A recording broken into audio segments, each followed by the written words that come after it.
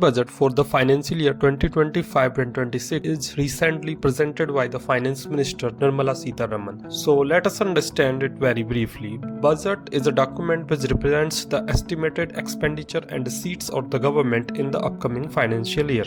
The term budget is nowhere mentioned in the Constitution. It is described as annual financial statement under Article 112. The Constitution also says that the President shall cause the annual financial statement be laid on floor of both the houses of the Parliament. However, it is the Finance Minister who presents the budget on behalf of the President. While going through it, we observe that the budget not merely presents the estimates for the upcoming financial year, but also presents a comparison with the revised estimates and the actuals. As we have understood, the budget estimate is for the upcoming financial year, that in this case for this year's budget it is for the financial year 2025 and 26. The revised estimate is presented for the current financial year adjusted for this year's expenditure and receipts. As we can see, this financial year's budgeted estimate for revenue receipts are around 31 lakh crore rupees. However, the government has revised this estimate to 30.9 lakh crore rupees. Similarly, the actuals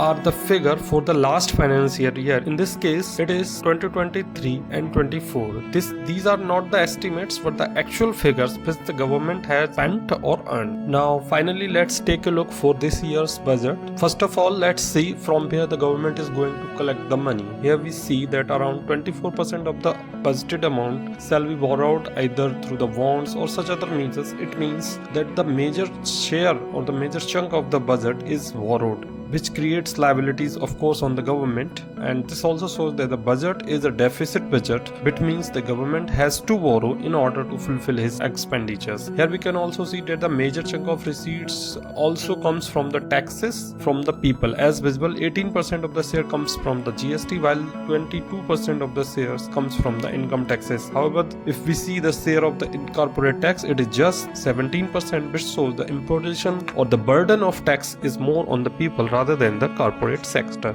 If we look on the expenditure side, the major share of the budget goes to the states, which is around 22% of the share. Then the 20% of the share goes to the interest payments for the loans which the government have borrowed already. Now the major spending on the schemes, if we combine both the central sector and the centrally sponsored scheme, their share go up to 24%. 8% of the budget goes for the defense and 6% is spent on the subsidies. So this was a glimpse of this year's budget. I hope you like it, and if you want to know more about the key terms of the budget, comment your doubts, and if you are liking the initiative, please press the like button.